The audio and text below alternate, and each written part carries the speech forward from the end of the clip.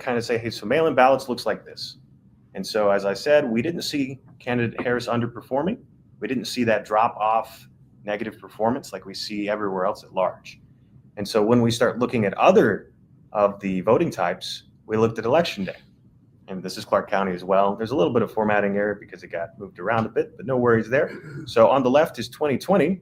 On the right is 2024 for election day. And the way you read this as well is on the right portion, you have the number of votes per tabulator, and on the left, the same percentage. And so similar pattern to mail-in ballots, right? It's just it's a random distribution of votes. And there's not really any key concerns here. I'm not seeing any large indicators of manipulation. These are two of the three types of voting. And so we look at early voting in Clark County, Nevada for the 2024 and the 2020 elections. And this is where the concern is, if candidate Harris was underperforming, we just saw in the other voting types that there wasn't a significant underperformance there. They were both chaotic, and candidate Harris overperformed in mail-in ballots. She got a majority of the votes in mail-in ballots. And yet early voting, it was more of an even split. Election day, it was more of an even split. But early voting, not only do we see indications of manipulation, as per the Election Truth Alliance's theory, we see indications of manipulation in that this voting data doesn't look normal. And this would explain why she has that negative drop-off vote, is because we see her heavily come in at a lower percentage. And so on the right here, as I'll kind of show in 2024 for Clark County, we see that blue represents candidate Harris, red represents candidate Trump.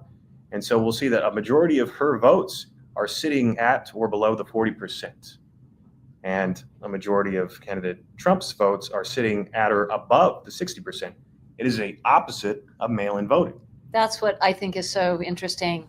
And it took me a while to see that. I had to look at Nathan's slides a few times, but then it finally clicked with me. So in mail-in voting, Harris is getting 60% and Trump is getting 40% approximately. And then when you go into, and the distribution looks normal and chaotic, but then when you go into the early voting, it's inverted. And then you see Trump is getting 60% and Harris is getting 40%. And instead of looking like a normal, some sort of random distribution, you're seeing this very distinct pattern that looks more programmed. And the main concern, you're right, yeah. And right? the main Potentially programmed. Yes, and the main concern here is, as I said, when you read this, the bottom portion is the number of votes per tabulator. And the concern, the reason why we're worried that this is an indication of a vote flipping hack is because we see, starting out in, for example, 2020 as more of a baseline, you see that random amount of votes in the beginning. But then as more ballots are fed into each tabulator, and as I said, both of these, all of these dots represent a tabulator. There's a red and a blue for each. As you feed in more ballots into the tabulators, you begin to see a shift in a pattern. For example, in 2020 in Clark County early voting, we see this pattern start to occur after around 600 ballots are fed in. This is concerning because we don't see these problems in the other types of voting, but we only see it in early voting. And so when we look at Clark County for 2024 early voting, we see that shift happen way sooner, way more aggressively. After around 400 ballots are fed, and then you start to see them heavily separate.